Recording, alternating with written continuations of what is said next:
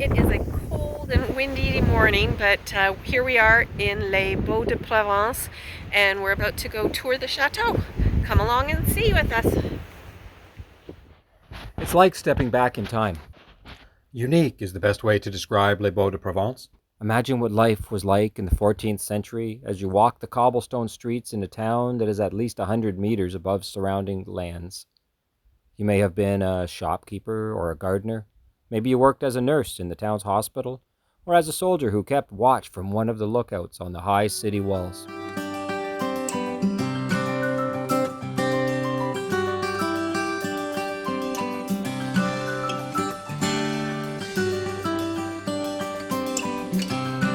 Visitors can explore on foot only. You won't get your car into the town. And if you plan to come exploring, prepare for the winds. We're set upon a rocky outcropping at the top of a big hill. The town is actually cut into the rock.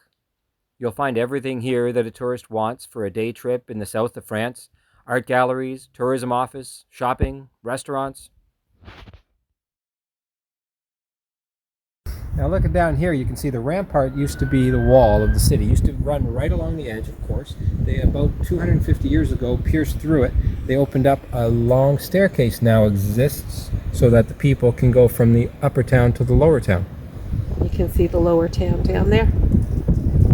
You can access it through that little portal. One of the water sources from long ago when the city was still operating that way.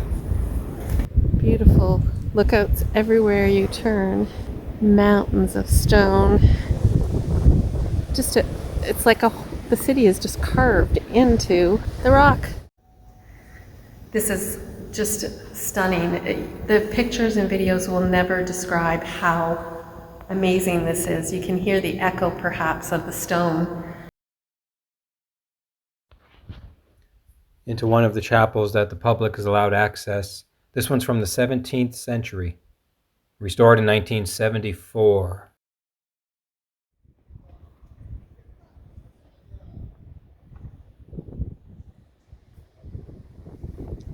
We're going to walk over here because there is a great lookout that looks out over the whole valley. Yay!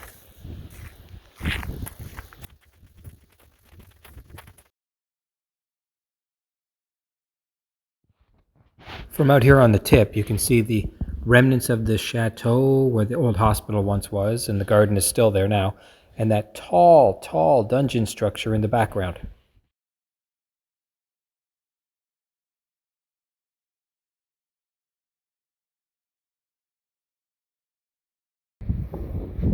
Hello, Mike.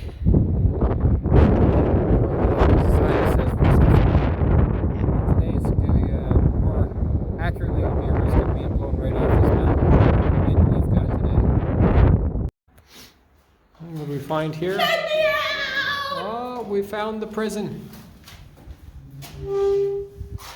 Not a comfortable looking place at all, just a tiny little room carved out. Maybe we'll climb out the One window. window, one door. It's a long way down. It's a long way down. So far we've toured, maybe a third of the city. It's bigger than we thought it was going to be.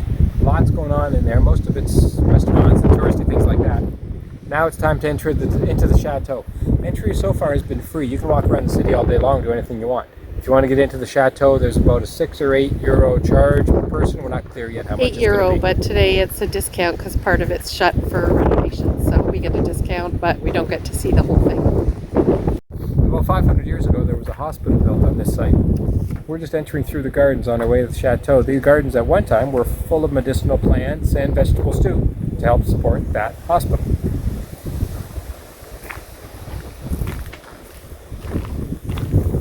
This beast behind me, a trebuchet, the largest one in France.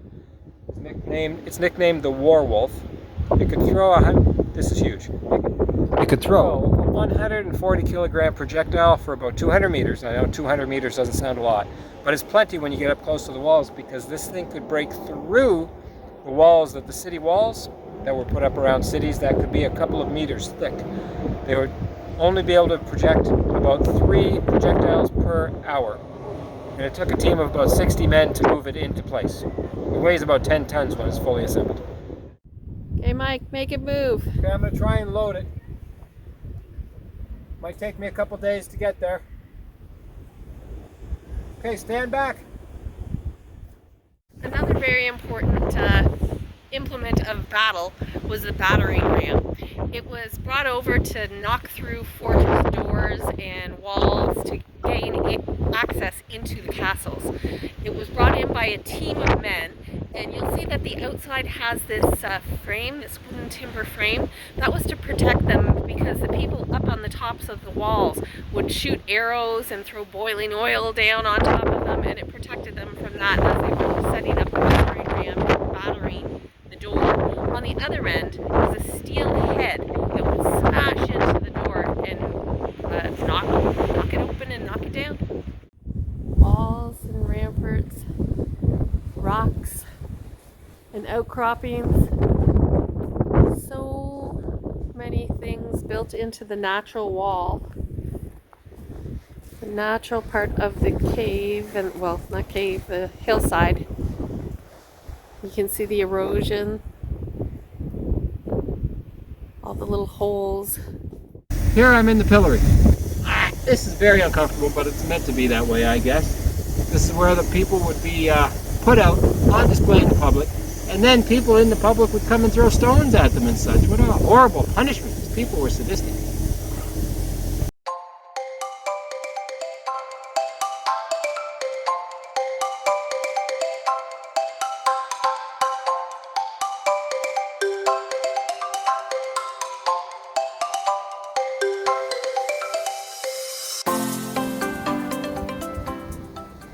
We're up at the top of the lookout, and it is so windy. We found one little shaded spot here that we won't get blown away on, but wow.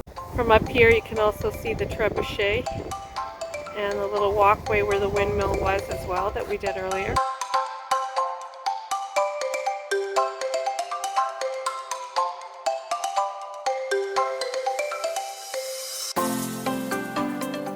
Today there's construction in this area, so access to the dungeon has been cut off. That's why we got that small discount in the price of our ticket. Steep staircase. Ooh, very steep. We use the word pigeonhole all the time these days, but here, these are actually pigeonholes.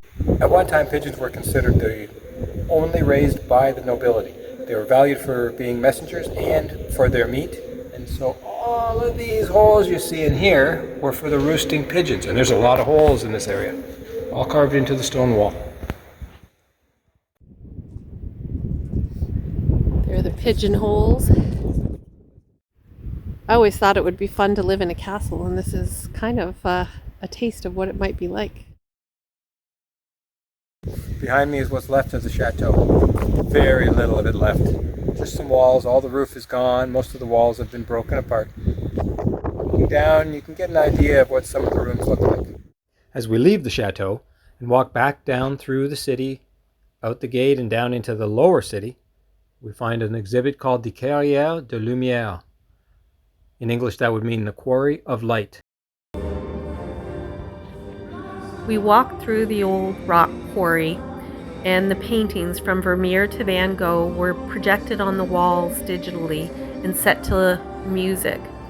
It was very stunning. The walls, the floors, the ceilings just came to life with all the artwork as they animated it. I enjoyed it thoroughly. Wasn't really Mike's thing, but I was very glad that I went. I found it very peaceful and mesmerizing, and we spent about, well, I don't know, about an hour and a half in there.